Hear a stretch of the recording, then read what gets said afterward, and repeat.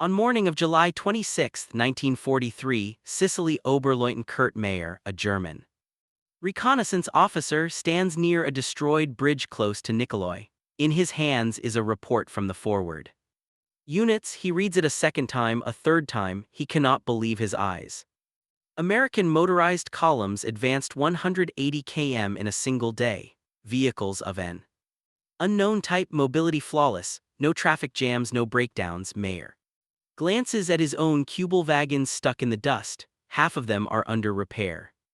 And the Americans, they move forward as if roads don't matter at all. He does not yet know that he is witnessing the beginning of one of the greatest logistical revolutions in military history. A small car with a strange name, Jeep, will transform the war. Speed will become a weapon. December 7, 1941, Japan attacks Pearl Harbor. The American Army has only 174,000 soldiers.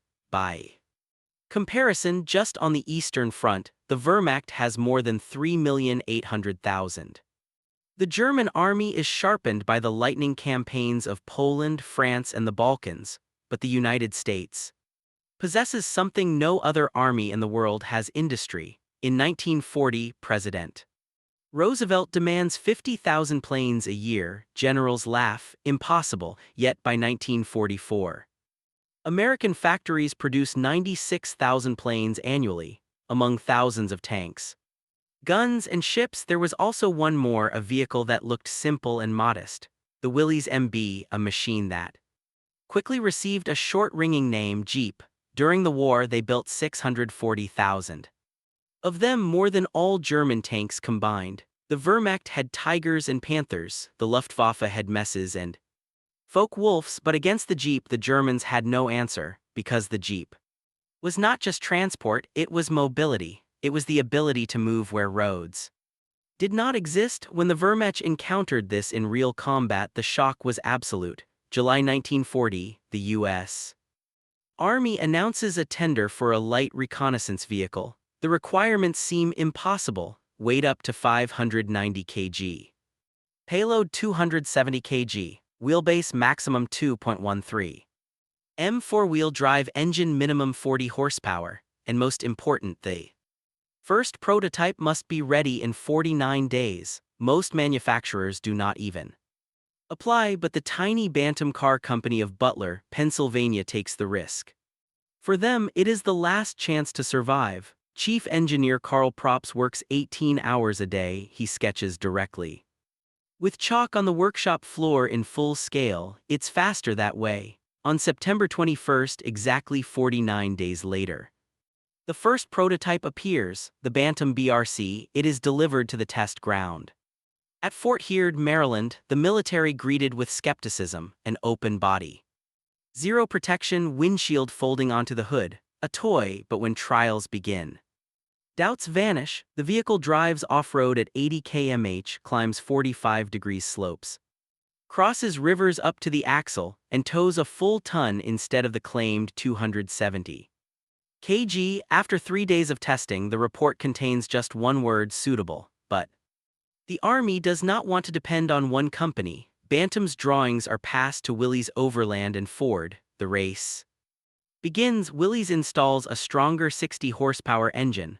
Ford strengthens the body. Bantam improves the suspension. The result is the chosen version, the Willys MB, the optimal mix of power, durability, and simplicity. On July 23, 1941, a contract is signed for 16,000 vehicles, but this is only the beginning. The Willys MB weighs 1,100 kg. By comparison, the German Kubelwagen Type 82 weighs only 715 kg, but its cross-country ability is far worse. Technical specifications of the Willys MB engine: inline-4 2.2 L, power 60 horsepower at 4,000 rpm, torque 149 Nm at 2,000 rpm, excellent pull at low speed, transmission 3-speed gearbox plus transfer case with low range, 8 gears forward, 2 in reverse, wheelbase ace 2.03 m, turning radius 5.3 m, ground clearance 22 cm, approach and departure angles 45 degrees, Fuel tank 56L, consumption 15 to 20 L per 100 km on-road, 25 to 30 off-road, range about 300 km. Maximum speed 105 km per hour on asphalt. The simple, reliable design was the key: a steel frame, body bolted on, removable in 2 hours, solid axles front and rear with leaf spring suspension, rough but indestructible. A bent spring could be straightened with a hammer. Right in the field, in autumn 1941 at Fort Benning, one Jeep covered 800 kilometers through forests, swamps, and rocky hills without a single breakdown. After inspection, engine fine, suspension intact, transmission working perfectly. In December 1941, General George Marshall, Chief of Staff of the U.S. Army, personally takes the wheel across a snowy training ground. He drives up a steep slope, fords a stream, and after the test utters only one phrase: "This is the most useful tool created for this war." He had no idea just how right he was. January 1942, the Willys Overland plant in Toledo, Ohio, works without interruption, 3 shifts of 8 hours. The assembly line never stops. Every 2 minutes a new Jeep comes off. At Ford in Richmond, California, the pace is the same, every 2 minutes.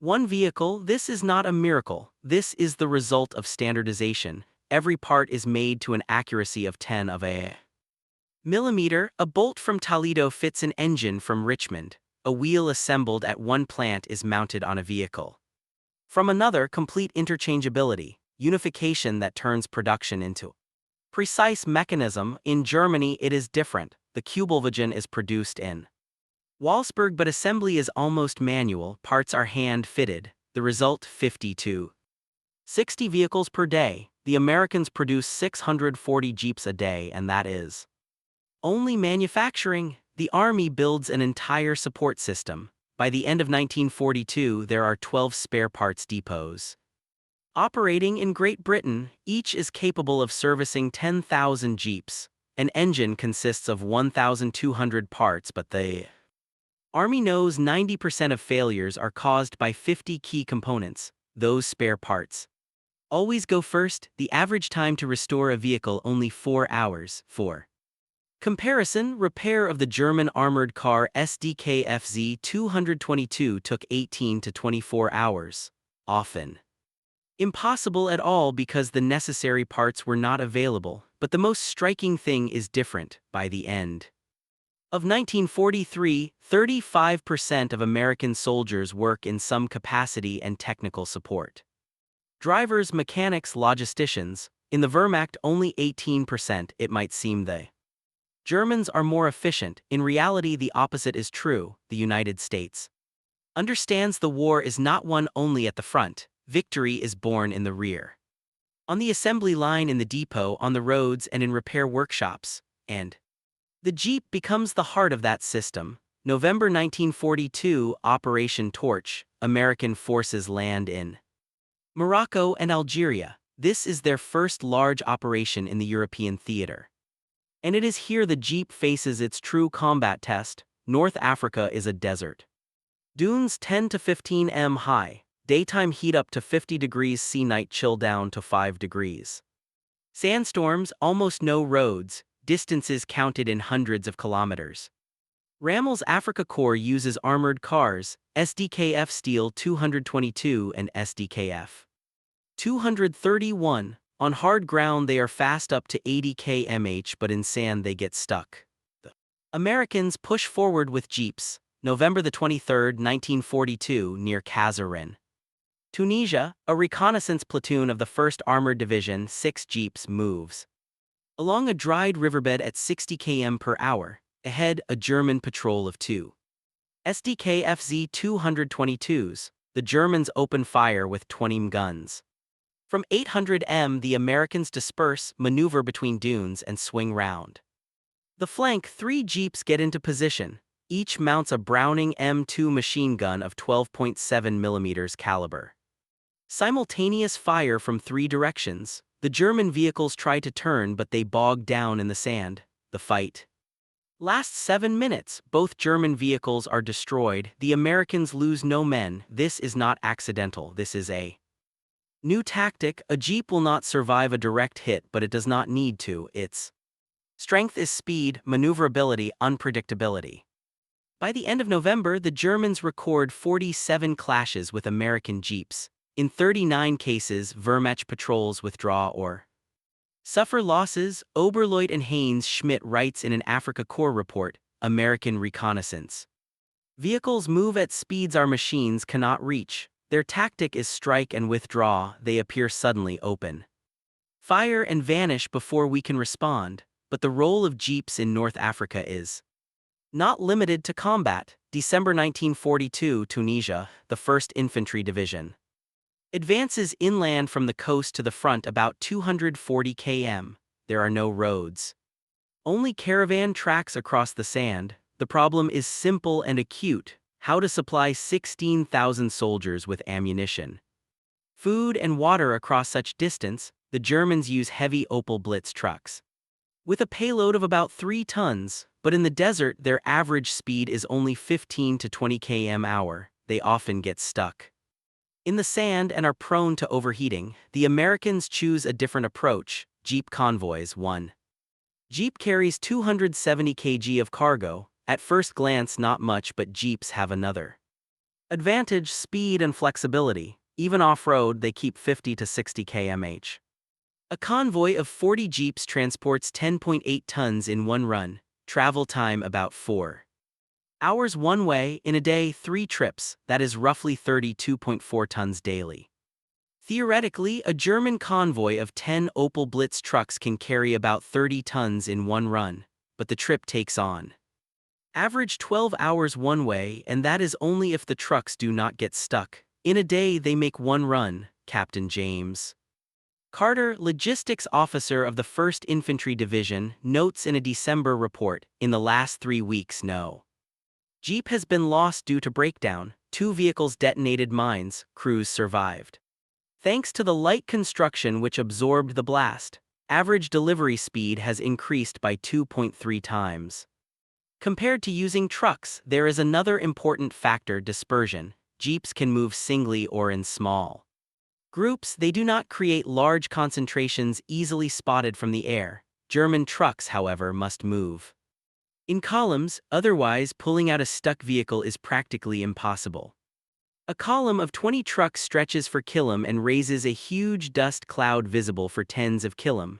The Luftwaffe hunts such columns. On January 8, 1943, German Ju-87 Stukas attack a Wehrmacht convoy near Sfax. 8 trucks destroyed, 4 damaged, 23 soldiers killed. That same day, an American Jeep convoy passed only 15 km from the attack site and remained unnoticed. Vehicles moved singly with intervals of 200 to 300 m. By February 1943, the American Army in North Africa has about 4,200 Jeeps. The Germans approximately 380 light vehicles of all types. The ratio almost 11 to 1, and that advantage is felt on every run in every operation.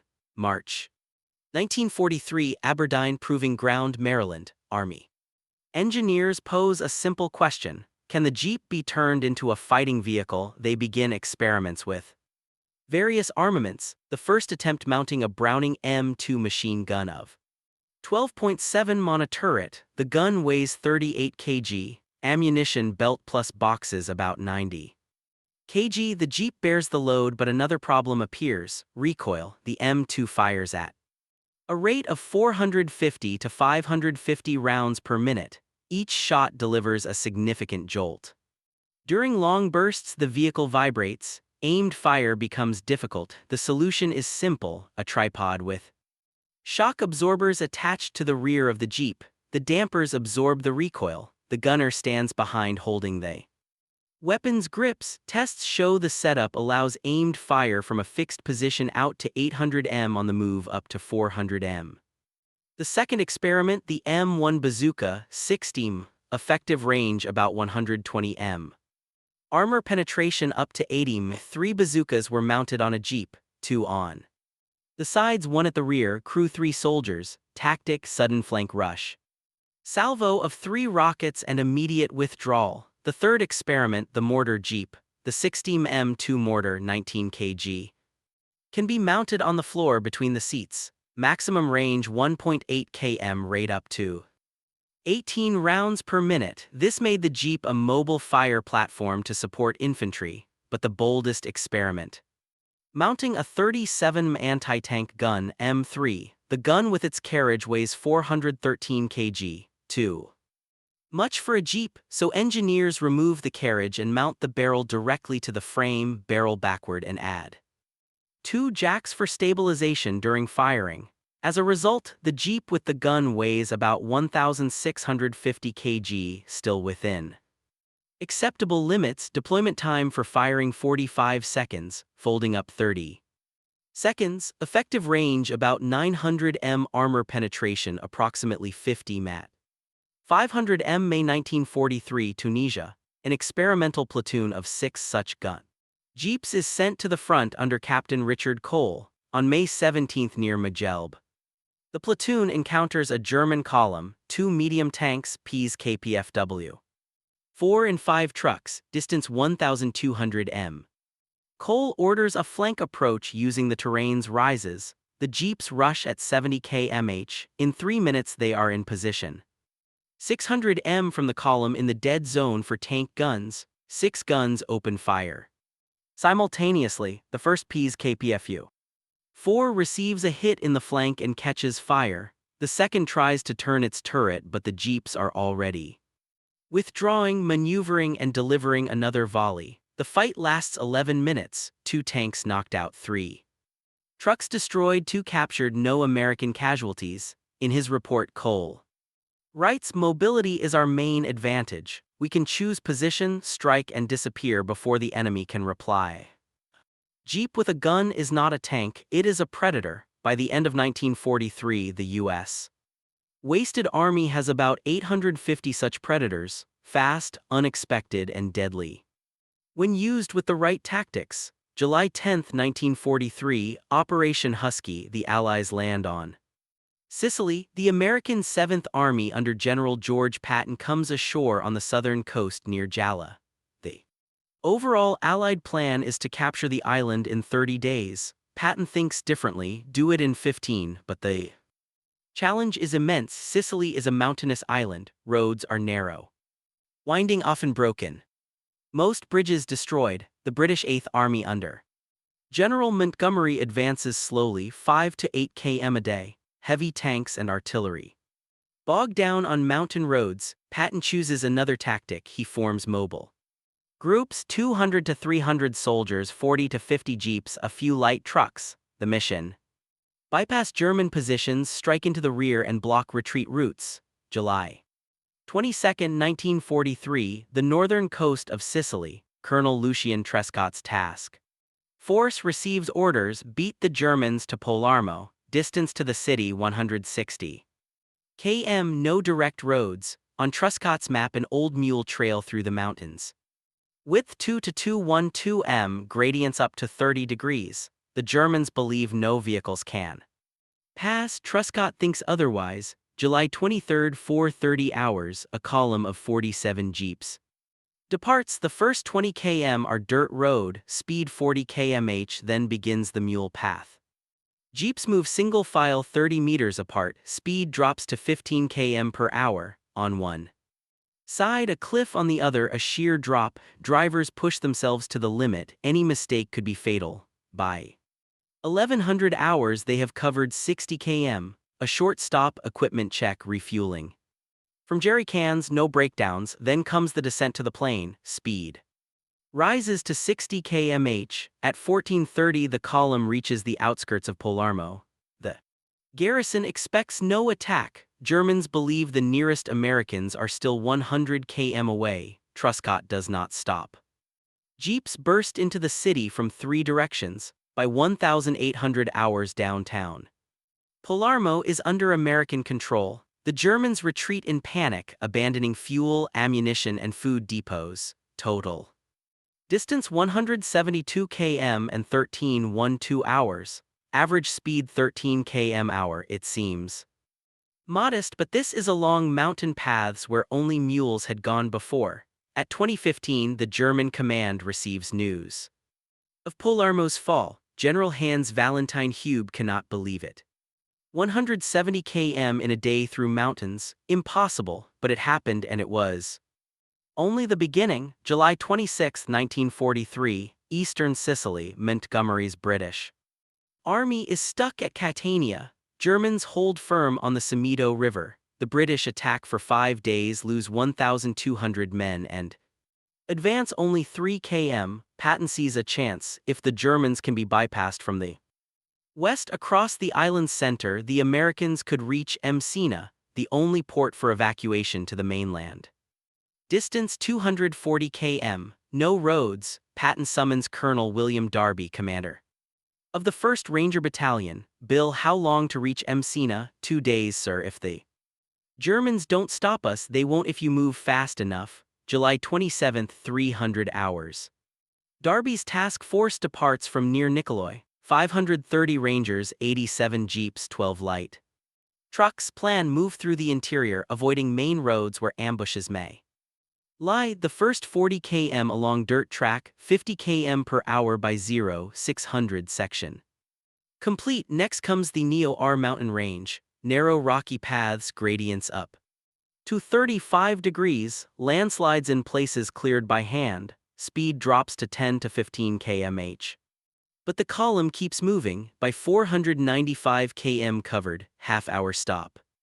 Maintenance food, 3 jeeps brake suspension, repaired in 25 minutes. By 14:30, movement resumes. Ahead, the town of Nicosia. Recon reports a German roadblock, 30 soldiers, 2 machine guns. Darby chooses not to halt. The first 3 jeeps open fire at 400 m. The column smashes through at full speed. The roadblock is destroyed in 4 minutes. Americans lose only 2 wounded by 2200. Another 110 km completed. First days total 205 km. Night in a mountain gorge. Soldiers sleep 3 to 4 hours. Standing guard and turns. July 28, 5:30. March resumes. 95 km to Messina. Recon reports bridge over the Pelino River destroyed. No detour. Darby orders engineers to build a crossing. Using remnants of supports, they lay metal beams and planks. Time required 2 hours. 40 minutes. At 10:20, crossing begins. Jeeps pass one by one. 5 km/h. Beams bend but hold. By 1300, the column is across. The final stretch, 60 km along the coast. The road is level. Speed rises to 70 km/h. At 1650, the first jeeps enter Messina's outskirts. Total distance 298 km. Time 37 hours 50 minutes. Average speed including all stops 7.9 km/h. Pure driving time 28 hours. Average speed on the move 10.6 km/h. Through mountains, along trails, under fire. At 1830, the German command receives a report. Americans are at Messina. General Hube calls Oberleut and Kurt Mayer, the intelligence officer who 2 days earlier saw the column near Nicoloi. Are you sure it is the same group? Yes, Herr General, the markings match. They covered nearly 300 km in 2 days through the center of the island. Yes, Herr General. Pause. Impossible, but the Americans already stand at Messina, an undeniable fact. July 29, 1943. Wehrmacht headquarters in Sicily at Sicily. General Hans Valentine Hube convenes a conference. Intelligence chief, chief of staff, division commanders. On the table, a map with the route of the American column from Nicoloi to Messina. Explain to me how this is possible, Hube says curtly. Colonel Gard Frahn, head of intelligence, spreads the reports. At 4:30, July 27, the column sighted near Nicoloi. At 1450, same day, Nicosia plus 95 km. July 28, 1650, Messina total route approximately 280 to 300 km. Arquebus wagons. Could they do this? France shrugs. Theoretically, yes, but at least 4 to 5 days required, and that under ideal conditions. No resistance, no repairs, and they did it in 2 under fire through mountains. Yes, Herr General. Hube turns to his chief of staff. What vehicles are they using?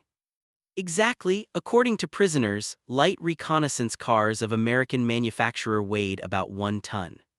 Four-wheel drive 60 horsepower, locals call them Jeep, 60 horsepower are Cubal. Wagon has 25, yes, but it is not just power, there is a low gear climb steep. Slopes, sturdy spring suspension, and most important, complete standardization. Every unit identical. Parts interchangeable. How many of these vehicles do the Americans have on Sicily? About 5,000, in total army more than 200,000, production about 600 per day. Hub studies the map for a long time and concludes quietly, so it is not chance, it is a system. Exactly so, Herr General. That same day a report goes to Berlin. The Americans possess mobility we cannot match. Their light vehicles move where ours bog down, they bypass.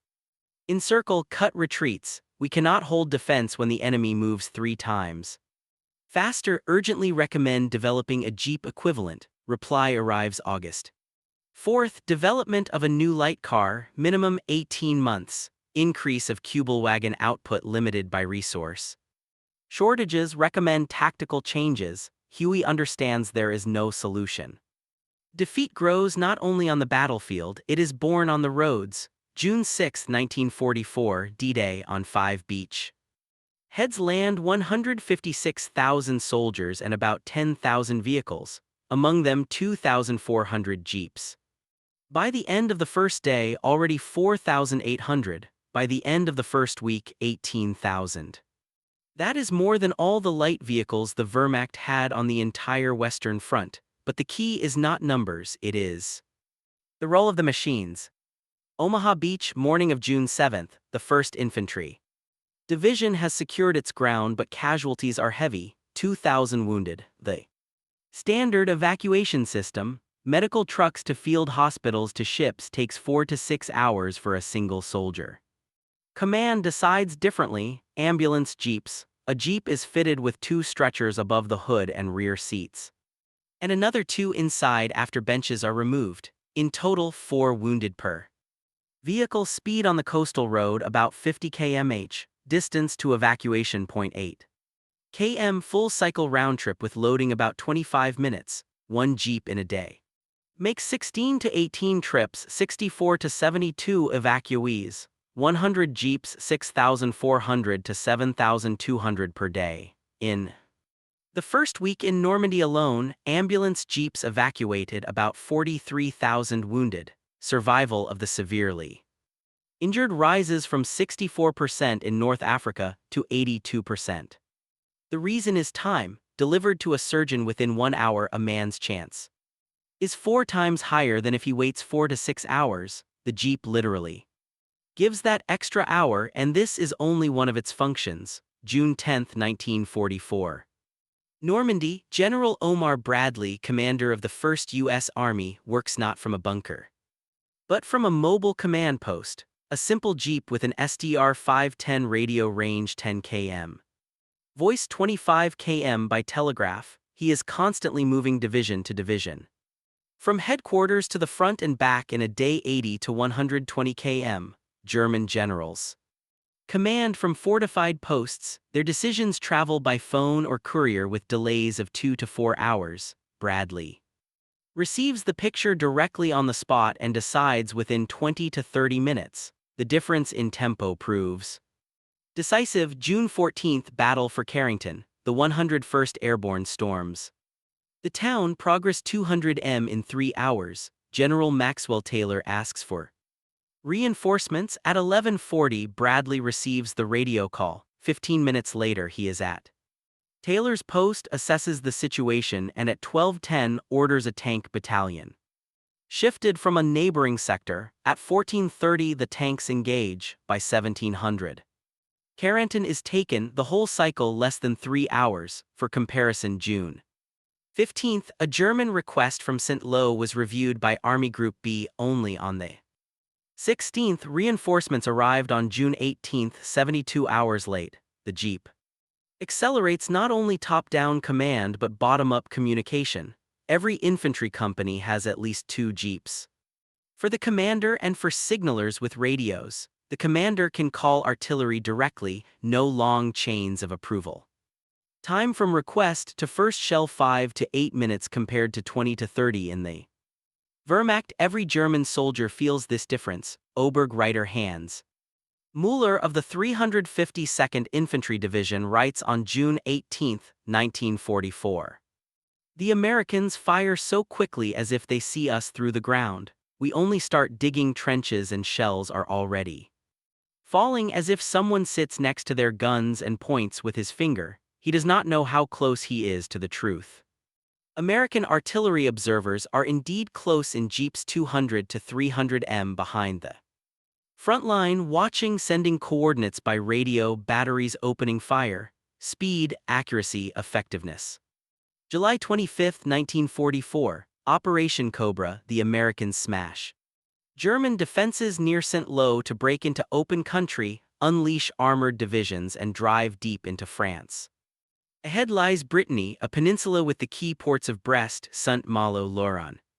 Crucial for Allied supply, the problem: Germans hold the ports. Brest has about 35,000 soldiers, concrete forts, minefields, anti-tank ditches. Staff estimates 6 to 8 weeks to capture Brittany. General George Patton thinks differently. On August 1, taking command of the U.S. Third Army, his first order is do not stop, move day and night, bypass resistance, leave garrisons isolated. The goal is speed, not battles. Operational groups form 2,000 to 3,000 men, 300 to 400 jeeps, 50 to 60 light tanks, several companies of mechanized artillery. One mission: reach the ports as fast as possible. August 2, 600. Colonel Bruce Clark's first group departs of Ranches to Brest, 240 km straight, about 280 by road. Clark avoids the main route. He splits into parallel branches, country lanes, forest tracks, speed 40 to 50 km/h on roads, 20 to 30 off-road. At 9:20, first German roadblock near Ponson, 40 soldiers, 2 anti-tank guns. Clark does not engage. The main column detours north along farm track while 10 jeeps with machine guns hold the front, distracting. The bypass takes 35 minutes. The column barely loses pace. By 18,800, 140 km covered. Stop 4 hours, refuel. Each short rest. At 2200, march resumes. Night is hardest, headlights off to avoid airstrikes, only faint tail lights to guide. Speed drops to 15 to 20 km per hour, but the column keeps cohesion. August 3, 450 km remain to Brest. At that moment, German command has just received an 18-hour late report about Americans near Ponson. Not suspecting they are already at Brest's outskirts, at 6:30 Clark's first jeeps enter Brest suburbs. Distance covered 287 km in 24 hours 30 minutes. Average speed 11.7 km per hour. Including pauses, Germans have prepared fortress defenses, batteries, garrisons. Clark does not assault. He blocks the city, cuts supply, isolates the garrison, and instantly redirects his column towards Saano. In 10 days, Patton's groups sweep all Brittany, block all ports, cut off German garrisons. Total American losses about 850. In exchange, about 45,000 Germans are trapped without supply or communication. By late September, they surrender one after another. An operation expected to take 6 to 8 weeks is essentially resolved in 10 days. In Patton's diary appears one line: speed is everything. Not strength, not the number of tanks, speed. If you move faster than the enemy, you have already won, and the jeep is the tool of that speed. December 16, 1944. Ardennes Forest, Belgium. At 5:30, German artillery opens fire on American positions, more than 1,600 guns, the heaviest bombardment in the West since 1940. An hour later begins the offensive, 200,000 soldiers and 600 tanks. Hitler's last gamble. The Americans are exhausted. The 106th Infantry fresh, inexperienced, the 28th Division worn out from Herkin Forest. By the end of the first day, Germans advance 10 km, encircle 2 regiments of the 106th, about 8,000 men. Panic? No. Because the Americans have an advantage, the Germans lack communication. December the 17th, 800, a Jeep scout of the 7th Armored breaks out of encirclement. Driver, Private Clarence Leicester, radio operator Corporal Robert Meter. Snow road, fog, visibility 50 m, speed 30 km/h. Suddenly ahead, a Panther tank at 100 m. Leicester swerves right, leaps through snow drift, crashes through bushes. While the Panther's turret turns slowly, the Jeep vanishes into trees, then cross country ravines, bypassing columns. At 10:30, the crew reaches the 82nd Airborne positions. Data on the breakthrough delivered. Time from attack to report 5 hours. By contrast, German reconnaissance with courier delays lags 12 to 18 hours. But the worst is weather. Winter 1944-45 is one of the coldest in 50 years, -20 degrees C snow. Up to a meter, roads icebound, light German cars skid, Kubel wagons lack weight for grip, wheels spin, vehicles slide into ditches, the Jeeps go on.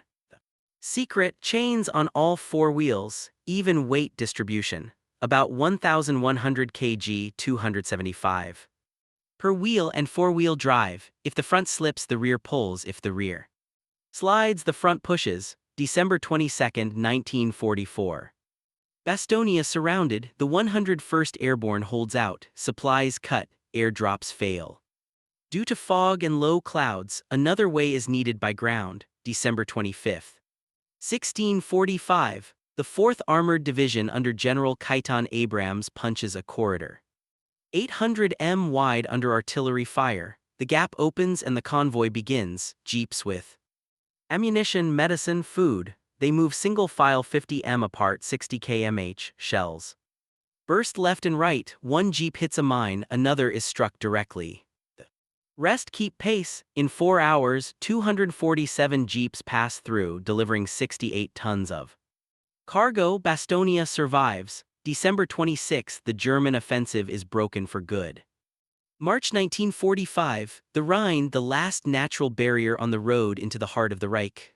On March 22, the Americans cross near Oppenheim. The defense is broken. First, across the pontoon bridges go the Jeeps, ahead of tanks and heavy guns to widen the bridgehead. Scout approaches, probe for weak spots. March 23, 600 hours, a reconnaissance platoon of the 9th Armored Division, 12 Jeeps, pushes eastward. Autobahn 90 km/h. Roadblocks are set up for slow columns and cannot react in time. 3 posts are broken on the move with machine gun fire. By 1,400 hours, they have already covered 180 km, reaching the approaches to Lindbergh-Anderlen. The garrison is stunned. Yesterday, the Americans were on the Rhine. How are they here today? In his report of March 24, Oberleutnant Carl Schmidt writes, soldiers refuse to take positions. Why bother? The Americans appear where they cannot possibly be, and within an hour they are already here. We cannot organize a defense in time.